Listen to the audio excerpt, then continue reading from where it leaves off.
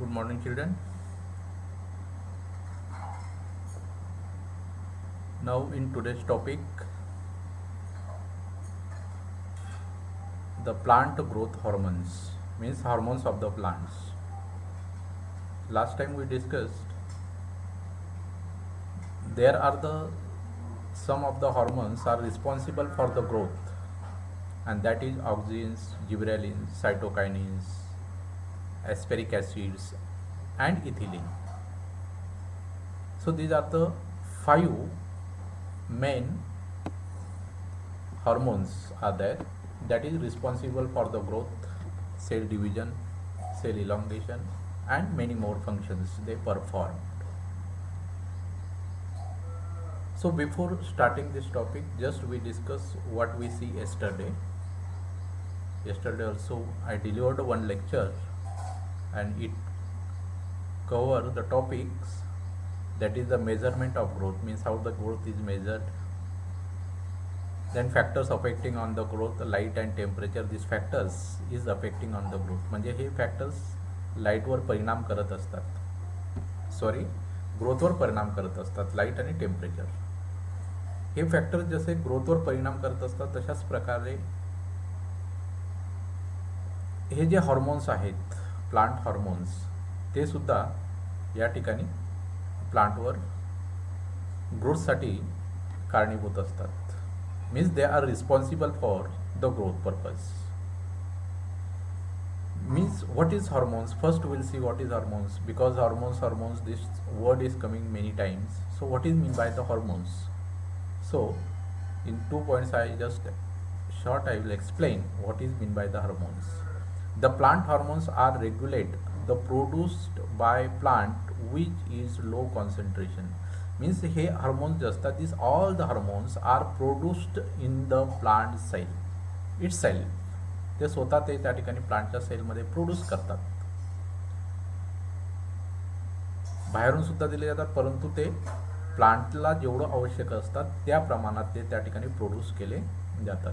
Means plant hormones are regulately produce in the plant cells in low concentration, म्हणजे कमी प्रमाणात, त्याची जास्त आवश्यकता नसते आणि ते त्या ठिकाणी प्रोड्यूस केले जातात.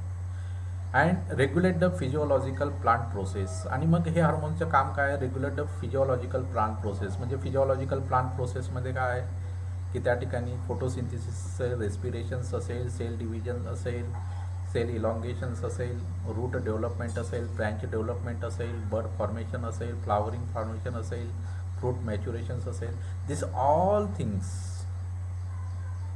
हे या ठिकाणी रेग्युलेट करत असतात. त्याला आपण म्हणतो फिजिओलॉजिकल प्लांट प्रोसेसेस. म्हणजे जे काही प्लांटची प्रोसेस असते त्याच्यामध्ये हे सर्व हार्मोन्सची महत्त्वाची भूमिका आहे. The hormones are usually move within the plant from site of production to the site of action. म्हणजे ते एका सेलमध्ये त्या ठिकाणी जर बनले असतील तर ते पूर्ण प्लांटच्या टिपपर्यंत सुद्धा जातात. मीन्स एका सेलमध्ये बनल्यानंतर ते रूटपर्यंत सुद्धा जातात, किंवा ज्या ठिकाणी बर्ड फॉर्मेशन्स होत आहेत त्या ठिकाणी सुद्धा जातात, ज्या ठिकाणी फ्रूट फॉर्मेशन्स होत आहेत त्या ठिकाणी सुद्धा ते जातात, ज्या ठिकाणी फ्लावरिंग फॉर्मेशन्स होत आहेत त्या ठिकाणी ते जात असतात. Means they are produced one place but they distribute in the whole plants and they perform the functions. म्हणजे एखाद्या स्टेममध्ये किंवा एखाद्या लीव्जमध्ये त्या ठिकाणी तो हार्मोन बनल्यानंतर ज्या ठिकाणी आपल्याला ब्रँच डेव्हलप करायची आहे किंवा ज्या ठिकाणी प्लांटला फ्लावरिंग डेव्हलप करायचे आहे त्या ठिकाणी ते जाऊन पोचतात आणि त्या ठिकाणी फ्लावरिंगसाठी त्या ठिकाणी सेल डिव्हिजनची प्रोसेस त्या ठिकाणी ते स्टार्ट करतात. म्हणजे या ठिकाणी अशा प्रकारचे प्लांट्स हॉर्मोन्स हे खूप महत्त्वाचे असतात. आणि मग ते जे प्लांट हार्मोन्स आहेत ते chemical natures and practical applications आपण त्या ठिकाणी पाहणार आहोत त्याच्या सर्वांचे. तर ऑक्झिन आहे एक महत्त्वाचा प्लांट हॉर्मोन्स आहे, जिब्रेलिन्स आहे, सायटोकायनिन्स आहे, ॲस्पेरिक ॲसिड आहे, इथिलीन आहे. Means these are the all plants hormones. Children, we know that you belong from the always I am telling you, you belong from the farmer family, and many times in the farm you spreading the different type of the insecticides you are spreading to kill the insects. But along with the insecticides the many people suggest you spread this bloom flower name chemicals. Bloom flower means that is the chemical to produce the flower. मग हे Bloom flower म्हणजे काय? That is the auxin, gibberellins, cytokinins व abscisic acid किंवा इथिलिन्स यांच्यापैकी काहीतरी असेल, किंवा एक दोन यांच्यापैकी काहीतरी घटक त्याच्यामध्ये असतात. आणि ते स्प्रेड केल्यानंतर काय होतात? फ्लॉवरिंग त्या ठिकाणी वाढते किंवा लवकर फ्लॉवरिंग. किंवा एखादं असेल त्या इन्सेक्टिसाईडसोबत ते जनरली आपल्याला सजेस्ट करतात की तुम्ही या ठिकाणी फ्लॉवरिंग आणि फ्रूट्स मोठे होण्यासाठी सुद्धा या ठिकाणी हे पेस्टिसाईड हे घ्या, केमिकल्स किंवा हे औषध घ्या आणि हे स्प्रेड करा, याच्याने फ्रूट्स मोठे येतात, फ्लॉवरिंग मोठे होतात, फ्लॉवरिंग लवकर येते, अशा प्रकारचे सजेस्ट करतात. म्हणजे त्याच्यामध्ये जर पाहिलं आपण, त्याच्या कंटेंट जर पाहिलं तर त्याच्यामध्ये हेच कंटेंट असतात. म्हणजे हे केमिकली सुद्धा आपण सुद्धा सिंथेसाइज करू शकतो आणि ते प्लांटमध्ये ऑलरेडी सिंथेसाइज होतात, त्यावेळेला फ्लॉवरिंग येते. परंतु आपल्याला जास्त जर फ्लॉवरिंग पाहिजे असेल तर आपण बाहेरून सुद्धा हे स्प्रेड करत असतो, हे आपण त्या ठिकाणी स्प्रेड करत असतो. Next, chemical nature and practical applications. त्याच्या आधी आपण या ठिकाणी पाहणार आहोत की क्लासिफिकेशन ऑफ ऑक्झिन. आता ऑक्झिनचं क्लासिफिकेशन जर पाहिलं, ऑक्झिन हा महत्त्वाचा घटक आहे प्लांट डेव्हलपमेंटसाठी किंवा प्लांट ग्रोथसाठी. It has the two major classes, that is the growth promoters. Auxin, cytokinins आणि जिब्रॅलिन्स हे जे आहेत ते हे ग्रोथ प्रोमोटर्स आहेत, म्हणजे ग्रोथला प्रोमोट करतात किंवा प्लांटची ग्रोथ घडवून आणतात.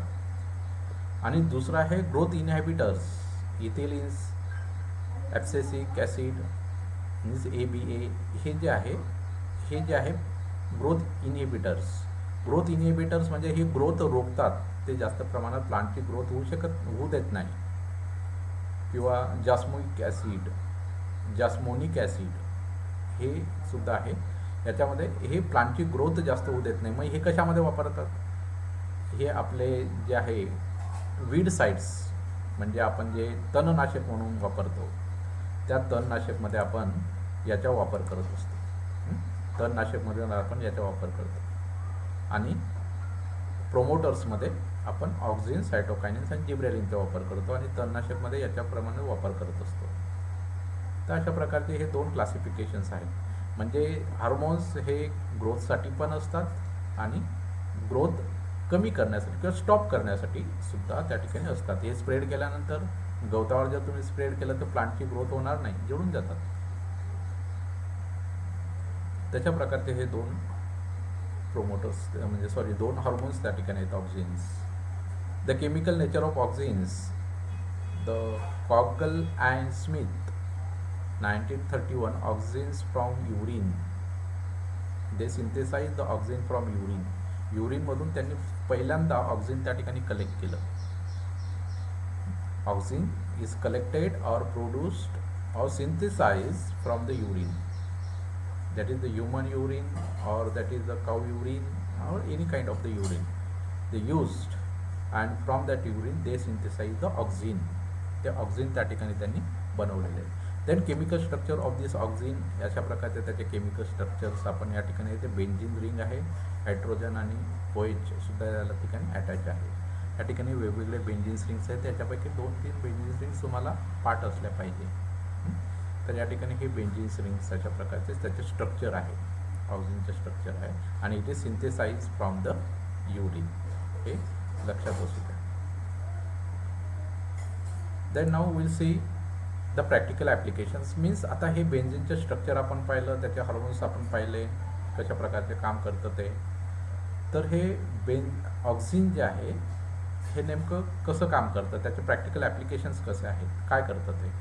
ऑक्झिन्स IAA cause wide range of physiological effect in plants. म्हणजे फिजिओलॉजिकल इफेक्ट्स म्हटल्यानंतर सर्वच टाईपचे इफेक्ट्स त्या ठिकाणी होतात. रेस्पिरेशनवर होतं, फोटोसिंथेसिसवर होतं, त्याची ग्रोथ होते, सेल डिव्हिजन्स या सर्वांवर ते काम करत असतं. The sum of this effect such cell elongation in short to auxin treatment. आता या ठिकाणी जर तुम्ही ऑक्झिनची ट्रीटमेंट प्लांटवर दिली, त्या ठिकाणी जर स्प्रेड केलं आपण, तर या ठिकाणी आपल्याला सेल इलॉंगेशन्स, मागच्या वेळेला आपण सेल इलॉंगेशन कसं होतं ते पाहिलं आहे. तर सेल इलॉंगेशन्स, तर सेल इलॉंगेशन म्हणजे सेल लांबट होणं त्या ऑक्झिन्समुळे या ठिकाणी होत असतात. देन सेल इलॉंगेशन, परत या ठिकाणी पॉईंट आलं cell elongation. Then cell division. Cell डिव्हिजनसुद्धा या ठिकाणी मोठ्या प्रमाणात सेल डिव्हिजन, म्हणजे सेल डिव्हिजन झाल्यानंतर प्लांटची ग्रोथ होते, प्लांटची वाढ होते. जे सेल डिव्हिजन्स हे स्प्रेड केल्यानंतर, ऑक्झिन स्प्रेड केल्यानंतर किंवा ऑक्झिन्स प्लांटवर स्प्रेड केल्यानंतर सेल डिव्हिजन होतात आणि सेल इलॉंगेशन होतात. म्हणजे काय होईल, प्लांट इज बिकम व्हिगरस, त्याची उंची पण वाढेल, त्याच्यात लिव्स पण वाढतील, त्याचे ब्रँचेस पण वाढतील अँड प्लांट इज बिकम व्हिगरस. एक हिरोगार मोठं अशा प्रकारचे प्लांट त्या ठिकाणी तयार होतात. आणि मोठे प्लांट तयार झालं, हाईट त्याची चांगली वाढली, पानं त्याच्यामध्ये चांगले असले तर फ्रुटिंगसुद्धा चांगलं होईल. तर त्याच्यासाठी याचा मोठ्या प्रमाणात फायदा होत असतो. Development of tissue culture. आता टिश्यू कल्चर ही एक टेक्निक आहे. त्या टिश्यू कल्चरमध्ये सुद्धा या ठिकाणी आपण ऑक्झिन्स वापरतात. टिश्यू कल्चर ही एक स्पेशल टॉपिक आहे, तो आपण पाहणार आहोत नंतर. तर टिश्यू कल्चर ज्या वेळेला आपण एक सेल घेतो आणि त्याला कल्चरमध्ये टाकतो, त्या कल्चरमध्ये ऑक्झिनसुद्धा असतं. म्हणजे तो एका सेलचे 2 सेल, 2चे 4, 4चे 8 सेल करण्यासाठी ऑक्झिन्स त्या ठिकाणी फायदेशीर असतं. टिश्यू कल्चर म्हणजे त्या कल्चरमध्ये सर्व न्यूट्रियन्स असतात, त्या न्यूट्रियन्समध्ये ऑक्झिनसुद्धा आपण टाकत असतो, म्हणजे सेल डिव्हिजन्स लवकर होते. रूट इनिशिएशन म्हणजे त्याची सुरुवात. जर आपण सीड्सला त्या ठिकाणी लावलं, सीड्सला ऑक्झिन लावून दिलं आणि त्याला आपण पेरलं शेतात, तर लवकर रूट येतात आणि रूटला ब्रँचेससुद्धा मोठ्या प्रमाणात येतात, म्हणजे जाळीदार रूट त्या प्लांटला येतात. म्हणजे त्याला पाण्याचे प्रमाण, न्यूट्रियन्स मोठे मिळतात आणि त्याची ग्रोथ चांगली होते. Production of parthenocarpic fruits. हे प्रोडक्शन ऑफ पार्थिनोकार्पिक फ्रूट्ससाठी सुद्धा त्या ठिकाणी वापरले जातात, म्हणजे सीडलेस फ्रूट्ससाठी त्या ठिकाणी सुद्धा हे वापरले जातात. त्याची जर ट्रीटमेंट केली तर ग्रेप्समध्ये सीड्स नसतात, त्याच्यासाठी हे ऑक्झिन्स त्या ठिकाणी वापरलं जातं. त्याचंसुद्धा एक प्रोसेस आहे, परंतु हे ॲप्लिकेशन्स ऑक्झिनचे ॲप्लिकेशन आहे. पार्थिनोकार्पिक फ्रूट्समध्ये सीड्स न येण्यासाठी हे वापरले जातात.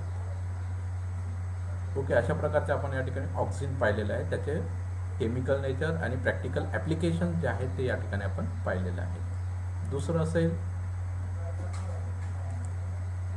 आहे chemical nature of gibberellins. Gibberellins is the second hormones. मग त्याचे chemical nature is all are similar structure. म्हणजे हे जे जिब्रेलिन्स आहे त्याच्यामध्ये सारखं स्ट्रक्चर्स, अशा प्रकारचे स्ट्रक्चर आहे. म्हणजे बरेचसे जिब्रेलिन्स आहेत, त्याच्यामध्ये सर्वांचे स्ट्रक्चर जवळपास सारखं आहे. It contain the gibberellin ring made up of cyclohexanes ring and 4 lactose ring. म्हणजे याच्यामध्ये सायटोहेक्झेस रिंग्स आहे, ही सायटोहेक्झेस रिंग, आणि त्याच्यामध्ये नंतर हे 4 लॅक्टोज 1 2 3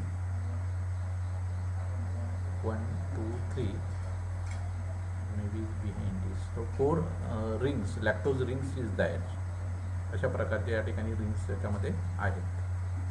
तर हे केमिकल्स नेचर्स तुम्हाला हे अशा प्रकारचे फिगर्स त्या ठिकाणी तुम्हाला काढून द्यावी लागेल. तर याच्यामध्ये is made of cyclohexanes ring and 4 lactone rings याच्यामध्ये असतात. Okay, then what are the application of gibberellins. मग जिब्रेलिनचे ॲप्लिकेशन्स काय आहेत, म्हणजे शेतामध्ये किंवा मग फार्मर्स कशा प्रकारचे त्याचे यूज करतात आणि वापरल्यावर त्याचे फायदा काय होतात, त्याचे ॲप्लिकेशन्स. सेल इलॉंगेशन म्हणजे ते प्लांटवर स्प्रेड केल्यानंतर जो काही सेल असेल, शॉर्टन सेल असेल, तो सेल लांब होतात, म्हणजे प्लांटची हाईट वाढते. ओके, किंवा लिव्सची हाईट वाढते, रूट लिव्ज असतील त्याची हाईट वाढते. Means plant is become vigorous. Bolting means promote the development of leaves and reduce the growth of internodes. आता याच्यामध्ये काय होतं की बोल्टिंग सुद्धा त्या ठिकाणी ते करत असतं, म्हणजे डेव्हलपमेंट ऑफ लीव्स खूप येतात आणि त्याचे जे इंटरनोड्स असतील ते त्या ठिकाणी रिड्यूस होतात. म्हणजे इंटरनोड्समध्ये आपल्याला त्याचा फायदा नाही आहे, परंतु या ठिकाणी लीव्स अशा प्रकारचे जे व्हेजिटेबल्स असतात त्याच्यासाठी आपण वापरतात. आपल्याला फळाची गरज नाही, परंतु त्या ठिकाणी लीव्सची जर गरज असेल तर मोठ्या प्रमाणात आपण ते वापरू शकतो. त्या ठिकाणी आपण जिब्रेलिन्स वापरतो. बरेचसे प्रकारचे भाजीपाला असेल तर त्याच्यामध्ये आपल्याला लीव्स मोठ्या प्रमाणात पाहिजे असतात, म्हणून आपण त्या ठिकाणी वापरत असतो. फॉर एक्झाम्पल नागिनचे पान जे असतं त्याच्यासाठी आपण हे मोठ्या प्रमाणात वापरतो, कारण ते लीव्स वापरतो, त्याचे खोड वाढून काही फायदा नसतो. देन पार्थिनोकार्पी, आपण जस्ट मागच्या वेळेला पाहिलं पार्थिनोकार्पी ऑक्झिन्समध्ये. ते parthenocarpy means formation of seedless fruits. Parthenocarpy means formation of seedless फ्रूट्ससाठी सुद्धा या ठिकाणी आवश्यक असतात. हेल्पिंग इन फ्लावरिंग, हे स्प्रेड केल्यानंतर फ्लावरिंग, याला ब्लूम फ्लावरिंगचे जे आपण स्प्रेड करतो शेतामध्ये त्याच्यामध्ये जिब्रेलिन्स असतात. मीन्स हेल्पिंग इन फ्लावरिंग, फ्लावरिंगची त्या ठिकाणी मोठ्या प्रमाणात, म्हणजे जिथे 100 फ्लावर्स येणार असेल तर त्या ठिकाणी 200 फ्लावर्स त्या ठिकाणी येतात. अशा प्रकारचे फ्लावरिंगसुद्धा त्या ठिकाणी होतात. Increase in number of fruits, flowering वाढले म्हणजे नंबर ऑफ फ्रूट्ससुद्धा त्या ठिकाणी वाढतात, म्हणजे उत्पन्न वाढतं. ओके, म्हणजे increase in number of fruits. Then breaking the dormancy of fruits. Breaking the dormancy म्हणजे काय, फ्रूट्स जे सीड्स असतात त्याचा एक डॉर्मन्सी पिरियड असतो, मीन्स सुप्त अवस्था असते. परंतु हे जर जिब्रेलिन्स आपण त्या सीड्सला लावलं तर त्याचे डॉर्मन्सी पिरियड्स कमी होतो. म्हणजे जे सीड्स उगवण्यासाठी जर समजा 3 महिने लागत असतील तर ते 1 महिन्यामध्ये त्या ठिकाणी त्याच्या डॉर्मन्सी पिरियड येतो, म्हणजे त्या ठिकाणी त्याची लवकर जर्मिनेशन्स होत असते. Then increase in size of flowers. Flowers त्या ठिकाणी जसं नंबर ऑफ फ्लावर्स वाढतात तसं फ्लावरची साईजसुद्धा वाढते. जर फ्लावरची साईज मोठी असेल तर फ्रूटसुद्धा मोठे येणार. So size of the flowers. Increase the growth of stems. स्टेमची सुद्धा त्या ठिकाणी मोठ्या प्रमाणात वाढ असते. जिब्रेलिन्स हे फार महत्त्वाचे दिसत आहे. ओके, जिब्रेलिन्स ग्रोथ, स्टेमची सुद्धा ग्रोथ होते. Increase the size of leaves. लीव्सची सुद्धा साईज असते. लीव्सची साईज जर वाढली तर फोटोसिंथेसिस होईल. फोटोसिंथेसिस झाल्यानंतर त्या ठिकाणी जे काही एन्झाईम्स वगैरे असतील, फ्रूट्स असतील, प्रोटीन्स असतील, कार्बोहायड्रेट्स असतील, मोठ्या प्रमाणात प्रोड्यूस होतील आणि प्रोड्यूस झाल्यानंतर अल्टिमेटली ते फ्रूट्समध्ये जास्त प्रमाणात मिळतील. Means quality of the seeds and fruits will get. तर अशा प्रकारचे हे सर्व ॲप्लिकेशन्स आपल्याला या ठिकाणी जिब्रेलिन्सचे आपल्याला पाहायला मिळतात. मग याच्यामध्ये आपण या ठिकाणी पाहिलं की त्याचे केमिकल नेचर काय आहे, ओके, आणि त्याचे ॲप्लिकेशन्स काय जिब्रेलिन्स. आता लिहिताना तुम्हाला या ठिकाणी explain the chemical nature and applications of auxin and gibberellins, किंवा एखाद्याला शॉर्ट नोट जिब्रेलिन्सवर सुद्धा येऊ शकते. हे ॲप्लिकेशन्स असे तुम्हाला लिहायचे आहे. परंतु हा एक सेंटेन्समध्ये नाही. What is mean by the elongations, मग सेल इलॉंगेशनचे काय आहे त्याच्यात एक पॅरेग्राफ तो लिहिता आला पाहिजे. देन बोल्टिंगचे काय आहे, पार्थेनोकार्पी काय आहे, जसं मी एक्सप्लेन केलं त्याप्रमाणे तुम्हाला याचं थोडं डिस्क्रिप्शन्स तुम्हाला त्या ठिकाणी लिहायचे आहे. याचे आन्सर कमीत कमी 2 ते 3 पेजेसपर्यंत आलं पाहिजे. ओके, एवढे 9 पॉईंट्स त्याच्यामध्ये आहेत. अजूनसुद्धा बुक्समध्ये दिलेले आहेत, नोट्समध्ये एक्स्ट्रा पॉईंट्स आहेत, ते सुद्धा तुम्हाला जर वाटत असेल तर ते सुद्धा तुम्ही करू शकता. देन नेक्स्ट आहे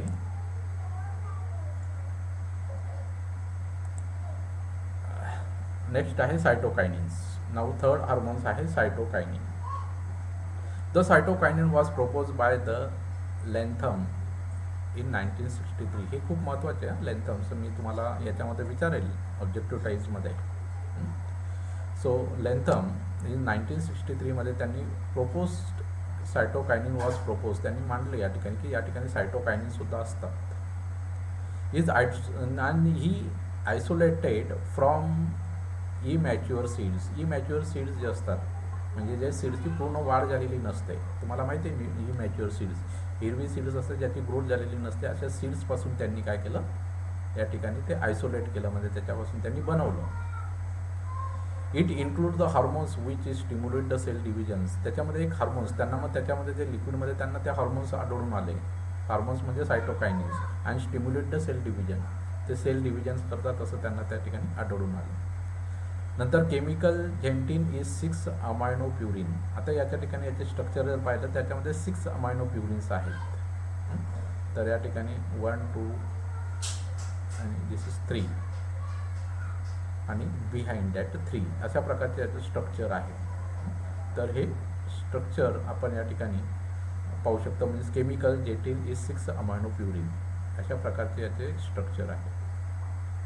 okay, then now applications of cytokinins. आता सायटोकायनिनचे ॲप्लिकेशन्स काय आहेत, जवळपास सर्वांचे ॲप्लिकेशन जर पाहिलं तर हे सारखेच असतात. सारखेच असतात. थोडासा डिफरन्स कुठे आहे त्या ठिकाणी तुम्हाला त्या ठिकाणी लक्षात घ्यायचे आहे फक्त. Application of cytokinin stimulate the cell division. Stimulate म्हणजे सेल डिव्हिजन करतात. मग हे ऑक्सिनमध्ये पण आलं, तुम्हाला जिब्रेलिन्समध्ये पण आलं आणि सायटोकायनिनमध्ये पण आलं. Means cell divisions means all are doing the function of the cell division. Is induce the cell enlargement means cell elongation, सेलची साईज वाढवतात. ऑक्झिन पण वाढवतं आणि जिब्रॅलिन पण वाढवतं, ते सायटोकायनिन्समध्ये सुद्धा होतात. It break the cell dormancy, तिघांमध्ये सेल डॉर्मन्सी त्या ठिकाणी होत असते. कॉजेस द मॉर्फोजेनेटिक चेंजेस, हा त्या ठिकाणी वेगळा आहे. मॉर्फोजेनेटिक चेंजेस म्हणजे या ठिकाणी जे मॉर्फोलॉजिकल प्लांटचे जे स्ट्रक्चर आहे त्याच्यामध्ये मोठ्या प्रमाणात बदल करतात. म्हणजे या ठिकाणी खूप ब्रँचेस येतील, खूप फ्लावरिंग येतील, खूप लिव्ज येतील आणि ते प्लांट जे असेल ते व्हिगरस, दाट अशा प्रकारचे, हिरवगार अशा प्रकारचे प्लांट त्या ठिकाणी तयार होईल. Then increase the rate of protein synthesis, त्या तिघांमध्ये सुद्धा आहे, परंतु या ठिकाणी प्रोटीन सिंथेसिस हे मोठ्या प्रमाणात त्या ठिकाणी करत असतं, कारण प्लांटला प्रोटीनची गरज आहे, फ्रूटसाठी प्रोटीनची गरज आहे आणि हे सुद्धा या ठिकाणी वेगळ्या या ठिकाणी ॲप्लिकेशन्स आहे. मीन्स प्रोटीन सिंथेसिस या ठिकाणी हे वाढवत असतात.